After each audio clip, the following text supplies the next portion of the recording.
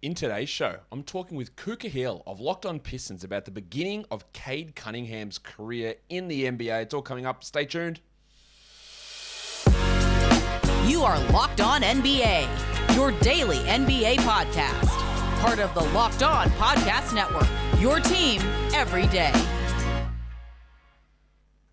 Hey guys, and welcome back to Locked On NBA. Another episode here. I'm your host on a Monday, Josh Lloyd. I'm also hosting the Locked On Fantasy Basketball channel, so check me out over there as well. Before we talk Cade Cunningham, today's show is brought to you by Prize Picks. Prize Picks is daily fantasy made easy. Prize Picks has the best NBA DFS props on the market. It offers more NBA props than any other DFS prop provider.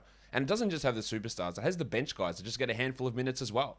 Any prop you can think of, blocks, points, rebounds, assists, whatever it is, you see those over-unders and you just go ahead and pick those players. So pick your 2 to 5 players in a lineup, pick their specific props, combine them together, and you can win up to 10 times your entry fee. And it doesn't just have to be basketball. You can do cross-sport as well. So get someone from football, get a hockey guy in there, get some basketball guys in there, combine it all up into one entry. Entries can be made in under 60 seconds, super easy, and the payouts are really fast and safe. So head to prizepicks.com, use the promo code NBA. That will get you a 100% instant match deposit up to $100, which is awesome.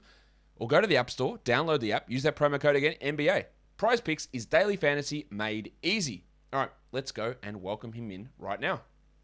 All right, here he is, the host of the Locked On Pistons podcast. Khahil is here with me. We're here to talk about the beginning of Cade Cunningham's career in the NBA. There are plenty of reactionary takes out there about Cade. Oh, he's the worst number one pick we've seen in all this time, and all this sort of garbage. Because let's be honest, it was a pretty poor start in terms of the shooting numbers. Would he miss his first 19 threes, I think, and then hit that one from the logo?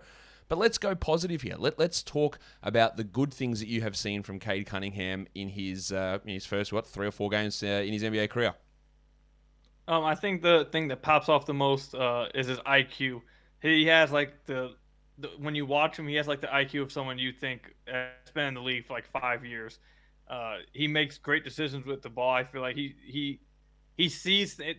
It's kind of like a quarterback. It's kind of like you're watching a quarterback before he snaps the ball. It's like he sees what the defense is going to do. He reads what the defense is going to do. He makes some quick reaction plays, processes the defense really fast. So I think that's what jumped off, even in the first 2 games where he really shot poorly. I think he missed every 3 in the first 2 games. So even when that was going on, the team still looked much better with him on the floor. He helped move the ball much faster, much quicker along the perimeter. So I know the shooting numbers don't look good, but if you actually watch them play, he looks really. I think he looks pretty good. I think the concern for a lot of people was, would he be able to finish around the rim? Would he be knocked off balance getting to the rim? Is he going to be athletic enough for all that? And that actually has been like probably his best spot right now, offensively scoring.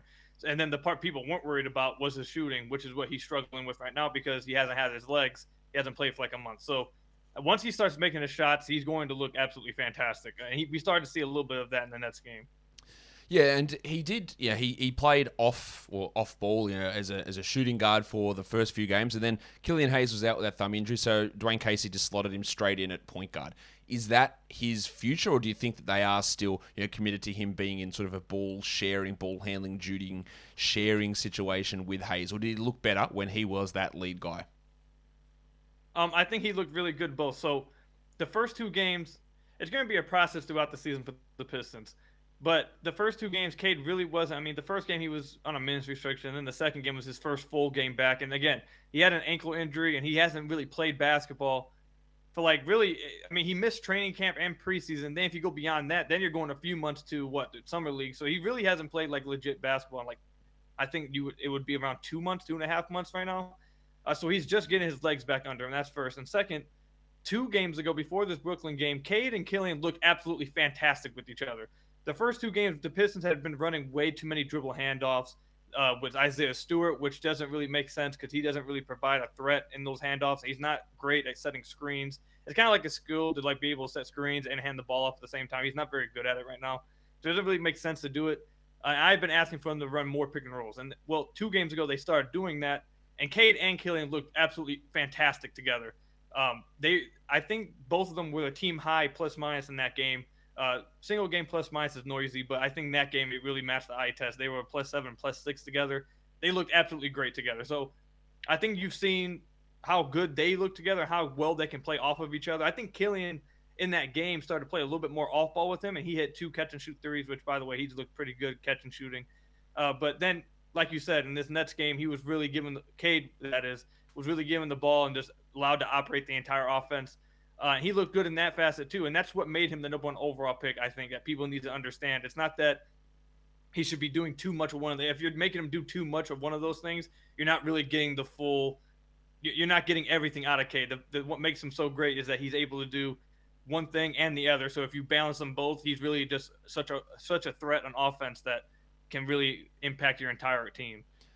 Is there any concern with the shooting form? Because there's some who are more in tune with, or you're really focusing on shooting form and shooting mechanics, think that his shooting form looks a little bit different than what it did when he was at Oklahoma State. Have you noticed anything like that? I'm not. I wouldn't say I didn't really watch college basketball, so I can't say that I know a lot about his jump shot in college. But what I do know is that John Beilein was hired by the Pistons to be a developmental coach, and they specified on 3-point shooting.